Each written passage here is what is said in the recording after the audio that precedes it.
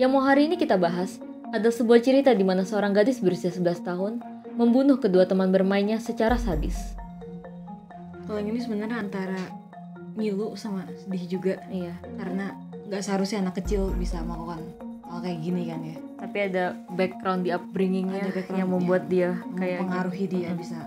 Dan ini ngebunuhnya juga sadis banget dan dia merencanakan kurang lebih gitu loh karena dia suka sedihnya kayak gitu. Anyway. Let's get into it. Mary Bell lahir pada 26 Mei 1957 di Newcastle, Inggris. Ibunya, Betty Bell, adalah seorang pekerja seks komersial dan ia baru berusia 17 tahun ketika Mary lahir. Hal pertama yang ia katakan ketika Mary lahir adalah jauhkan benda itu dariku. Tidak diketahui siapa ayah biologis Mary, tetapi kurang dari setahun setelah Mary lahir, ibunya menikah dengan seorang pria bernama Billy Bell. Billy Bell adalah seorang perampok dengan catatan kriminal dan pecandu alkohol. Sebagai bayi, balita, dan anak kecil, Mary sering mengalami cedera dalam kecelakaan rumah tangga saat sedang sendirian dengan ibunya, yang membuat keluarganya percaya bahwa ibunya sengaja lalai atau sengaja berusaha menyakiti atau membunuh putrinya. Pada suatu kesempatan sekitar tahun 1960, Betty menjatuhkan putrinya dari jendela lantai 1. Pada kesempatan lain, ia hampir membunuh putrinya dengan obat tidur. Betty juga diketahui pernah menjual Mary kepada seorang wanita yang tidak stabil secara mental yang tidak dapat memiliki anak sendiri, mengakibatkan kakak perempuannya, Catherine, harus melakukan perjalanan sendiri melintasi Newcastle untuk merebut kembali Mary dari individu ini dan mengembalikan anak itu kepada Betty. Terlepas dari kelalaian dan kekerasan terhadap anaknya, Betty terus menolak tawaran dari keluarganya untuk mengambil hak asuh Mary. Betty diduga telah mulai mengizinkan dan atau mendorong beberapa kliennya untuk melakukan pelecehan seksual dalam sesi sadomasokistik pada pertengahan 1960-an. Baik di rumah maupun di sekolah, Mary menunjukkan banyak tanda perilaku yang tidak stabil dan tidak terduga, termasuk perubahan mood yang tiba-tiba. Ia diketahui sering berkelahi dengan beberapa anak, baik lelaki maupun perempuan, dan beberapa kali mencoba mencekik teman sekelas atau teman bermainnya. Pada satu kesempatan, ia diketahui berusaha memblokir trakea seorang gadis muda dengan pasir. Perilaku kekerasan ini membuat banyak anak enggan bersosialisasi dengan Mary. Mary sering menghabiskan waktu luangnya bersama Norma Joyce Bell, putri tetangga sebelah yang berusia 13 tahun. Menurut salah satu teman sekelas di Delaware Road Junior School pada tahun 1968, ia dan teman-temannya telah terbiasa dengan perubahan mendadak dalam perilaku Mary. Dan ketika ia mulai menunjukkan tingkah laku yang meresahkan, teman-temannya secara naluriah tahu ia akan menjadi kasar. Selama berminggu-minggu sebelum pembunuhan pertamanya, Mary Bell bertingkah aneh. Pada tanggal 11 Mei 1968, Mary dan Norma sedang bermain dengan seorang anak laki-laki yang berusia 3 tahun. Ketika anak laki-laki tersebut tiba-tiba terluka parah karena jatuh dari tempat bermain. Orang tuanya mengira itu kecelakaan. Pada malam harinya, kedua gadis itu diwawancarai tentang insiden ini. Keduanya membantah bersalah atas insiden tersebut. Mereka mengaku bahwa mereka menemukan bocah itu berdarah parah dari luka di kepala setelah ia jatuh. Saat ditanya lebih lanjut tentang kecelakaan kepada 3 anak lain yang pernah mengaku dicekik oleh Mary, Mary membantah mengetahui insiden itu. Namun, Norma mengakui bahwa Mary telah mencoba mencekik seorang gadis. Norma berkata, Mary pergi ke salah satu gadis dan berkata, "Apa yang terjadi jika Anda mencekik seseorang? Apakah mereka akan mati?" Kemudian Mary meletakkan kedua tangannya di leher gadis itu dan meremasnya. Ini kayak sedih gak sih? Dia kayak sedih dan ngeri gitu loh. Kayak dia penasaran kalau bisa dinyekek orang kira-kira bakal mati gak ya? Bakal kayak gimana? Apakah dia penasaran atau dia tahu bakal mati dan emang pengen ngebunuh? Apa yang terjadi di psikisnya kan? Kita nggak tahu kan kalau orang anak kecil kayak gini udah pikiran kayak gitu, yang paling tepat mungkin ke psikolog anak karena harusnya kan karena ini kan mungkin di luar kendali dia juga walaupun emang dia yang berpikir, tapi ya sekali lagi upbringing kan mempengaruhi jelas masa kecilnya dia.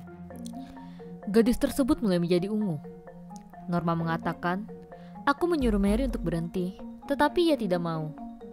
Kemudian ia meletakkan tangannya di leher Pauline, gadis lain, dan wajah Pauline menjadi ungu juga. Gadis lain, Susan Cornish, datang dan Mary melakukan hal yang sama padanya. Polisi memberitahu otoritas setempat tentang insiden tersebut dan sifat kekerasan Mary. Tetapi, karena usia mereka, kedua gadis itu hanya diberi peringatan dan tidak ada tindakan lebih lanjut yang dilakukan. Pada 25 Mei, sehari sebelum ia berusia 11 tahun, Mary Bell mencekik Martin Brown yang berusia 4 tahun hingga tewas di sebuah rumah kosong di Scottswood, Inggris. Ia meninggalkan tempat kejadian dan lalu bermain dengan seorang teman, Norma Bell. Norma Bell tidak ada di tempat kejadian saat Mary membunuh Martin. Dan sebelum ditemukan bahwa Mary membunuh Martin, polisi kebingungan saat mereka menyelidiki kematian anak tersebut. Selain sedikit darah dan air liur di wajah korban, tidak ada tanda-tanda kekerasan lain yang terlihat. Namun, ada botol kosong obat penghilang rasa sakit di lantai dekat jasad Martin. Dan karena tidak adanya informasi lain, mereka berasumsi bahwa Martin Brown overdosis karena obat tersebut dan kematiannya dinyatakan sebagai kecelakaan. Tidak lama setelah itu, Mary dan temannya Norma masuk tanpa izin ke taman kanak-kanak setempat dan menuliskan di salah satu meja bahwa Mary bertanggung jawab atas kematian Martin Brown dan berjanji untuk melakukan pembunuhan lagi. Polisi menganggap catatan itu sebagai lelucon yang tidak wajar. Karena Mary dan Norma sering masuk tanpa izin ke taman kanak-kanak tersebut, sekolah ini lalu memasang sistem alarm. Dan itu terbukti berguna karena mereka lalu menangkap Mary dan Norma di TKP beberapa malam kemudian. Tetapi karena mereka hanya berkeliaran di luar TK ketika polisi tiba, mereka dibebaskan. Sementara itu, Mary memberitahu teman-teman sekelasnya bahwa ia telah membunuh Martin Brown. Reputasinya sebagai orang suka pamer dan pembohong membuat siapapun tidak menganggap serius klaimnya. Di ulang tahun Mary yang ke-11, pada tanggal 26 Mei, ia dan Norma menerobos masuk dan merusak sebuah kamar bayi di dekat Woodland Crescent. Keduanya memasuki tempat, lalu merusak kamar tersebut. Mereka merobek buku, membalikkan meja dan mengolesi tinta, dan merusak dinding properti itu sebelum melarikan diri. Keesokan harinya, staf melaporkan pembobolan serta vandalisme dan segera memberitahu polisi, yang juga menemukan 4 catatan terpisah yang mengaku bertanggung jawab atas pembunuhan Martin Brown. Salah satu catatan itu menuliskan, "Kami yang membunuh Martin Brown." Dan pada 3 catatan lainnya, Mary dan Norma menuliskan banyak kata-kata kasar yang seharusnya tidak pernah dikatakan oleh anak-anak seumurnya. Polisi menganggap insiden ini sebagai lelucon kekanak-kanakan yang berlebihan. Tetapi keluarga Martin yang berduka mungkin mulai curiga ketika Mary Bell kecil muncul di depan pintu mereka pada beberapa hari berikutnya setelah kematian Martin dan meminta untuk menemuinya. Ketika ibu Martin menjawab bahwa mereka tidak dapat melihat putranya karena ia telah meninggal, Mary menjawab, "Oh, saya tahu dia sudah meninggal. Saya hanya ingin melihatnya di peti mati." Ibu Martin membanting pintu di depan wajah Mary. Pada tanggal 31 Juli, 2 bulan setelah pembunuhan Martin, Mary Bell dan Norma membunuh Brian Howe yang berusia 3 tahun dengan cara dicekik. Kali ini, Bell memutilasi tubuh dengan gunting, menggaruk pahanya, dan menyembelih alat kelaminnya. Ketika saudara perempuan Brian pergi mencarinya, Mary dan Norma menawarkan bantuan. Mereka menggeledah lingkungan sekitar, dan Mary bahkan menunjukkan balok beton yang menyembunyikan tubuhnya. Tetapi Norma mengatakan ia tidak akan ada di sana, dan saudara perempuan Brian tidak jadi mencari di tempat tersebut. Ketika tubuh Brian ditemukan, terjadilah sebuah kepanikan. 2 anak laki-laki meninggal hanya dalam jangka waktu beberapa bulan. Polisi mewawancarai anak-anak setempat, berharap seseorang melihat sesuatu yang akan mengarahkan mereka kepada tersangka. Mereka terkejut ketika laporan otopsi kembali. Seseorang telah menggunakan silet untuk menggores huruf M di tubuhnya. Kurangnya kekuatan yang digunakan dalam serangan yang membunuh Brian menunjukkan adanya kemungkinan bahwa pembunuh Brian masih anak-anak. Mary dan Norma tidak terlalu pintar dalam menyamarkan keterlibatan mereka saat diselidiki dengan polisi. Keduanya bertingkah aneh. Norma terlalu bersemangat dan Mary terus-terusan mengelak, terutama ketika polisi mengatakan bahwa ia terlihat bersama Brian Howe pada hari kematiannya.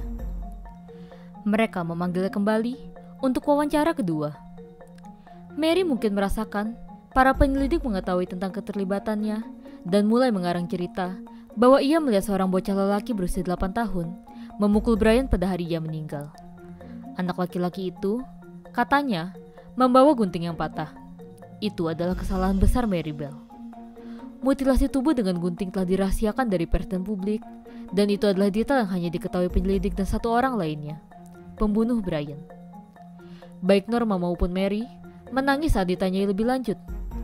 Norma mulai bekerja sama dengan polisi Mary yang mencoba menyalahkan Norma. Kedua gadis itu didakwa dan tanggal persidangan telah ditetapkan. Pada sore hari tanggal 4 Agustus, orang tua Norma Bell menghubungi polisi, menyatakan putri mereka ingin bersaksi atas apa yang ia ketahui tentang kematian Brian Howe. Penyelidik tiba di rumah mereka dan secara resmi memperingatkan Norma, lalu menanyakan apa yang diketahuinya.